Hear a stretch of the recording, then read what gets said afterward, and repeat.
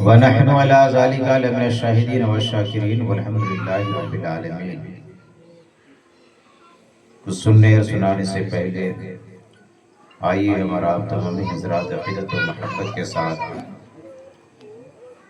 آقا نامدار، مدینے کے تاجدار، سید ابرار و اخیار حضور احمد مصطفیٰ محمد مصطفیٰ صلی اللہ تعالی علیہ وسلم کی بارگاہ گوہر بار میں ہدیہ درود پاک پیش کرے، بآواز بلند پڑھیں اللہم صلی علی سیدنا شفیعنا نبینا مولانا محمد معظم الجود والکرم وآلہ وبارک وسلم صلاۃ دائما علیک یا رسول اللہ صلی اللہ تعالی علیہ وآلہ وسلم۔ طریق مصطفیٰ کو چھوڑنا ہے وجہ بربادی، طریق مصطفیٰ کو چھوڑنا ہے وجہ بربادی، اسی سے قوم دنیا میں ہوئی بے اقتدار اپنی، اور ہمیں کرنی ہے شہنشاہ بطحا کی رضا جوئی، ہمیں کرنی ہے شہنشاہ بطحا کی رضا جوئی، وہ اپنے ہو گئے تو رحمت پروردگار اپنی۔ محترم سامعین، قرآن مقدس میں اللہ تعالیٰ نے نبی کریم صلی اللہ تعالی علیہ وسلم کے اسوہ حسنہ ہمارے لیے اور پوری کائنات کے نسل انسانی کے لیے نمونے عمل بنایا، یعنی نبی کریم صلی اللہ تعالی علیہ وسلم کی سیرت طیبہ، آپ کی وضاحت، آپ کی نشست و برخاست، آپ کے قول و قرار، آپ کے اخلاق و کردار، آپ کے عادت و اطوار، اللہ تبارک و تعالیٰ نے ہمارے لیے مشعل راہ بنایا۔ اس لیے ہر حال میں ہمیں اپنی زندگی میں اور زندگی کے ہر شعبے میں اور زندگی کی ہر تقریب میں نبی کریم صلی اللہ تعالی علیہ وسلم کی سنت کو عمل میں لانا چاہیے۔ نبی کریم صلی اللہ تعالی علیہ وسلم نے نکاح کے حوالے سے ارشاد فرمایا، التمسوا الرزق بالنکاح، آپ نے ارشاد فرمایا کہ رزق تلاش کرو نکاح کے ذریعے۔ کیا مطلب یہ ہے کہ اگر بے برکتی ہے، روزگار سے نہیں ہیں آپ، بے روزگاری کے شکار ہیں آپ، اور نکاح کی عمر ہو گئی، تو میرے نبی نے ارشاد فرمایا نکاح کر لو، روزگار والے ہو جاؤ گے۔ اور یہ بڑے بڑوں نے کہا بھی ہے، بہت بدماش ہو گیا، کام کاج نہیں کرتا، اس کی شادی کر ہے نا، تو کنٹرول میں بھی آ جاتا ہے، اور پھر اسے روزی کی فکر بھی ہو جاتی ہے، اور روزگار کی تلاش میں نکل پڑتا ہے۔ تو گویا کہ ہمیں رزق کو تلاش کرنا ہے نکاح کے ذریعے۔ تو نکاح ایک اتنا پاکیزہ مقدس رشتہ ہے کہ سارے رشتوں سے پہلے نکاح کا ہی رشتہ آیا ہے، ماں باپ تو بعد میں، بھائی بہن تو بعد میں، حضرت آدم آئے، حضرت حوا کا نکاح ہوا، تو پہلے میاں بیوی، پہلا رشتہ کیا ہے؟ میاں بیوی کا۔ تو سارے رشتوں سے پہلے اللہ تعالیٰ نے میاں بیوی کا رشتہ بنایا، تو اس سے یہ بات سمجھ میں آتی ہے کہ سب سے مقدس رشتہ ہے یہ رشتہ، جس قدر قرآن و سنت کی روشنی میں ہوگا آنے والی نسلیں اسی قدر بہتر ہوگی، اسی قدر بہتر ہوگی۔ پھر نبی کریم صلی اللہ تعالی علیہ وسلم نے نکاح کے حوالے سے ارشاد فرمایا، یا معاشر الشباب من استطاع منکم الباء فلیتزوج فإنه أغض للبصر وأحسن للفرج ومن لم يستطع فعليه بالصوم فإنه له وجاء۔ میرے آقا نے ارشاد فرمایا، نوجوانوں سے خطاب فرمایا، مخاطب کہ اے نوجوانوں کی جماعت، اگر تم شادی کی طاقت رکھتے ہو، نکاح کی قدرت رکھتے ہو، اب طاقت نکاح جسمانی اعتبار سے بھی، مالی اعتبار سے بھی، ابھی مفتی صاحب نے فرمایا کہ نکاح بعض صورتوں میں فرض ہے، بعض صورتوں میں حرام بھی ہے، بعض صورتوں میں واجب ہے، اور سنت تو ہمیشہ ہے اگر ٹھیک ٹھاک ہیں آپ کا۔ تو میرے آقا نے ارشاد فرمایا کہ اے نوجوانوں کی جماعت، اگر تم نکاح کرنے کی طاقت رکھتے ہو تو نکاح کر لو، اور اس میں مقصد بھی بیان بنایا ہے، ہمارا رابطہ مقصد جو بھی ہو نکاح کرنے کا، لیکن نبی نے جو مقصد بیان فرمایا ہے کیا وہ ہمارا مقصد ہے یا نہیں ہے، آپ کو سمجھنا ہی حدیث کی روشنی میں۔ ہمارا مقصد یہ ہوتا ہے کہ گھر میں ماں باپ بوڑھے ہو گئے ہیں، کوئی کام کاج والا نہیں ہے تو بیٹا جلدی نکاح کر لو،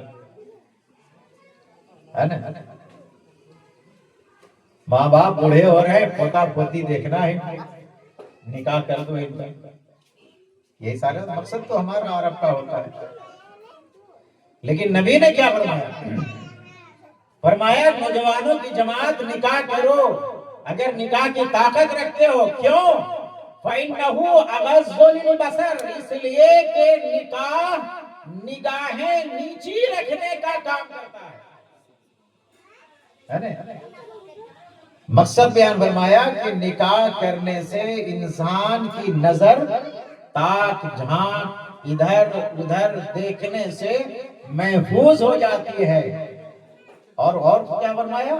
وَأَحْسَنُ لِلْفَرْجِ، اور شرمگاہ کی حفاظت کرتا ہے، حفاظت کرتا ہے، یعنی نکاح کے ذریعے آدمی پرہیزگار بنتا ہے، اس کا دل بھی پاک، اس کی نظر بھی پاک ہو جاتی ہے۔ یہ مقصد بیان فرمایا اللہ کے رسول صلی اللہ تعالی علیہ وسلم نے۔ اب لیکن جو طاقت نہیں رکھتا، تو ایک تو مقصد یہ ہے کہ ظاہر سی بات ہے کہ جب انسان کی خواہش اپنی شرعی بیوی سے پوری ہو جائے گی تو نفس بہکنے سے محفوظ رہے گا، نفس بہکنے سے محفوظ رہے گا، پھر اس کی عبادت کا مزہ الگ ہوگا۔ اور بات آ گئی ہے تو ایک بات اور بتا دیں، ایک شادی شدہ کی نماز اور غیر شادی شدہ کی نماز میں 27 درجہ فرق ہے، 27 درجہ فرق ہے۔ شادی شدہ کی نماز اور بے شادی شدہ کی نماز میں 27 درجہ فرق ہے، یعنی جس کی شادی ہو گئی وہ نماز پڑھتا ہے تو اس کی نماز اور غیر شادی شدہ کی نماز میں اتنا فرق ہے کہ شادی شدہ والے کو 27 درجہ زیادہ ثواب ملتا ہے۔ کیوں ملتا ہے؟ نظر پاک ہے، دل پاک ہے، دل مطمئن ہے، اللہ کی بارگاہ میں یکسوئی سے عبادت کر رہا ہے، اس لیے اسے زیادہ ثواب ملتا ہے۔ تو فرمایا کہ یہ نکاح نظر کو محفوظ رکھتا ہے اور شرم کی چیزوں کی حفاظت کرتا ہے، لیکن جو طاقت نہیں رکھتا، فرمایا من لم یستطع فعلیہ بالصوم، لیکن جو طاقت نہیں رکھتا تو اس کے اوپر روزہ ہے، اس کے اوپر روزہ ہے۔ ہے طاقت سے مراد ابھی نشیڑی لوگوں کو پوچھیے بغیر نشہ کے ان کو طاقت نہیں ہے نا. اگر نشہ میں دھت ہے اور اس کے بغیر اس کا چارہ نہیں ہے تو نشہ چھوڑوا دو 2 دن پھر دیکھو ہاں آہستہ آہستہ پھر وہ لینا ہوگا آہستہ آہستہ ہوگا. تو میرے آقا ارشاد فرمایا اگر وہ نکاح کی طاقت نہیں رکھتا ہے تو اس کے اوپر روزہ ہے. کیوں؟ اس لیے کہ جس طرح نکاح کے ذریعے آدمی اپنی خواہش کی تکمیل کرتا ہے خواہش کو ختم کرتا ہے اسی طرح روزہ بھی انسان کی خواہشات کو توڑتا ہے ختم کرتا ہے. اس لیے اس پہ روزہ ہے وہ روزہ اس کے لیے آڑ بن جائے گا سپر بن جائے گا سپر بن جائے گا. یہ نکاح کی فضیلت ہے. اچھا کیسی لڑکی سے نکاح کرنا چاہیے اس سلسلے میں بھی حدیث سن لیں. ابھی تو فارمولے چل رہے ہیں ہم دو ہمارے ہے نا. اور ایسا ہو گیا یہ کہ حدیث پہ جتنا عمل نہیں ہے اس پہ زیادہ عمل ہے نا. حدیث پہ عمل نہیں ہے. گورنمنٹ نے قانون مطلب سلوگن دیا نعرہ دیا ہم دو ہمارے دو تو اس کو حدیث سے زیادہ لوگ ترجیح دینے لگے. لیکن میرے نبی نے کیا فرمایا تزوجوا الولود الودود فإني مقاصر بكم الامم یوم القیامہ. ارشاد فرمایا کہ زیادہ محبت کرنے والی اور زیادہ اولاد جننے والی سے نکاح کرو. محبت بھی کرنے والی ہو زیادہ اور زیادہ اولاد دینے والی بھی ہو اس سے نکاح کرو. کیوں؟ فرمایا قیامت کے دن میں دیگر انبیاء کرام پہ امت کی کثرت اور زیادتی پہ فخر کروں گا. یعنی میرے آقا ارشاد فرمایا کہ زیادہ بچے پیدا کرو اس لیے کہ قیامت میں تمام انبیاء کی امتوں سے سب سے زیادہ میرے امتی ہوں گے. میں وہاں فخر کروں گا میری امت کی اتنی تعداد. تو فخر پہ عمل کریں. ہاں اب بات رہ گئی جسمانی اعتبار سے اور مالی اعتبار سے تو شریعت نے اس کی بھی اجازت دی ہے. ایسا نہیں ہے کہ بس ہے نا پیدا کرتے جاؤ نہ پڑھائی نہ لکھائی نہ تربیت سب کو نشری بنا دو. تو شریعت نے اس کی بھی اجازت نہیں دی ہے. دیکھ بھال کی اجازت دی ہے لیکن شریعت نے قید نہیں لگایا ہے کہ کوئی کرو کہ تیری کرو. وہ بیچارے لوگ پریشان ہیں جنہیں آپریشن کے ذریعے بچہ ہوتا ہے اور پھر پریشان ہو جاتے ہیں کہ اب ایک ہی ہے. اب ایک بچہ والا باپ اور ایک بچہ والی ماں اتنا نہ پیار کرتی ہے کہ وہ بچہ پھر آگ ہی اٹھتا ہے. وہ ماں باپ کو کنٹرول کر لیتا ہے جو کہتا ہے سو ماں باپ سنتے ہیں. اب وہ ماں باپ کو اشارے میں نہ چاہتا ہے تو بے شک پیار کریں لیکن تعلیمات اسلام کی روشنی میں پیار کریں تاکہ آپ کا بچہ سمجھے کہ میں ایک ہوں میں ہی نسل بڑھانے والا ہوں. اس لیے ہمیں اپنے ماں باپ کے حساب سے چل رہا ہے. ایک اور حدیث سنیں پھر بات ختم ہو جائے گی کیونکہ منیر بھائی نے اتنا شارٹ ٹائم میں پروگرام رکھا ہے کہ آپ لوگ زیادہ بولیے گا مت. بھلے ہم کو نظرانہ اتنا ہی دینا پڑے ہے نا لیکن کم تھکائیں گے آپ ہے نا. ایک اور حدیث سنیں. صحابہ کرام نبی کریم صلی اللہ علیہ وسلم کے ازواج کے پاس گئے اور پوچھا کہ نبی کا عمل تو ہم لوگ باہر دیکھتے ہیں کہ نبی کتنا عمل کرتے ہیں لیکن گھر میں جب آپ کے درمیان بیویوں کے درمیان میں ہوتے ہیں میرے نبی تو ان کا عمل کیا تھا کیسا تھا. تو بیویوں نے جب بتایا کہ یہاں بھی بہت عمل بتائے اور 3 صحابی تھے جو گئے تھے پوچھنے کے لیے. اب جب تینوں نے یہ سنا کہ ہم جتنا گمان کرتے نہیں تھے اس سے زیادہ میرے نبی عمل کرتے ہیں گھر میں، باہر سے زیادہ گھر میں اس قدر پرہیزگاری اختیار کرتے ہیں، اللہ کا خوف رکھتے ہیں، اس کا مطلب نبی کے مقابل میں ان کے عمل کے حساب سے ہم تو زیرو ہیں۔ صحابہ نے کہا ہم تو زیرو ہیں، ہمیں تو کچھ بھی ہمارے پاس عمل نہیں ہے۔ تو ایک نے کہا میں اب رات بھر نماز پڑھوں گا، اب رات بھر نماز پڑھوں گا، بالکل نہیں سوؤں گا۔ ایک نے کہا کہ میں دن بھر روزے رکھوں گا، کچھ نہیں کھاؤں گا۔ اور ایک نے کہا شادی کرنے میں بڑی لفڑے ہیں، میاں بیوی کے جھگڑے ہیں، بال بچے کی انتظامات ہیں، میں شادی ہی نہیں کروں گا پوری زندگی، اور صرف عمل کرتا رہوں گا اللہ کو راضی کرنے کے لیے۔ یہ تینوں نے تین باتیں کہیں۔ میرے نبی کو خبر لگی تو تینوں کو بلایا اور میرے آقا نے ارشاد فرمایا، صحابہ نے یہ کہا کہ اللہ تعالیٰ نے تو انہیں پاک و صاف پیدا کیا ہے، گناہ سے منزہ رکھا ہے، اس کے باوجود بھی عمل کا یہ عالم ہے، ان کے عمل کا یہ عالم ہے، اور ہم تو بالکل عمل ہی نہیں کرتے ہیں، تو ہمارا کیا بنے گا؟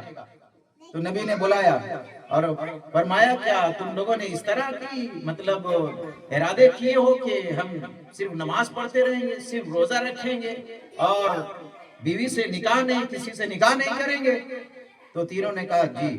تو میرے آقا نے ارشاد فرمایا کہ میں تم میں سب سے زیادہ اللہ سے ڈرنے والا ہوں، میں تم میں سب سے زیادہ اللہ سے ڈرنے والا ہوں، آخرت کا مجھے سب سے زیادہ ڈر ہے، خوف ہے، اس کے باوجود بھی جتنا میرے نبی کے دل میں خشیت الہی ہمارے دل میں تو ہے نہیں اس قدر، اس کے باوجود بھی میرے آقا نے ارشاد فرمایا کہ تم میں سب سے زیادہ میں اللہ سے ڈرنے والا ہوں، اس کا خوف رکھنے والا ہوں، اس کے باوجود بھی میں کھاتا بھی ہوں، روزہ بھی رکھتا ہوں، سوتا بھی ہوں، عبادت بھی کرتا ہوں اور بیوی بھی رکھتا ہوں۔ کیا مطلب؟ میرے نبی نے کہا کہ کھاؤ بھی، روزہ بھی رکھو، شادی بھی کرو، اللہ کی عبادت بھی کرو۔ ایسا نہیں ہے کہ تبتل کی زندگی گزارو، یہ جوگی والا زندگی اسلام میں نہیں ہے، رحمانیت اسلام میں نہیں ہے، جوگیت اسلام میں نہیں ہے، بلکہ اللہ کا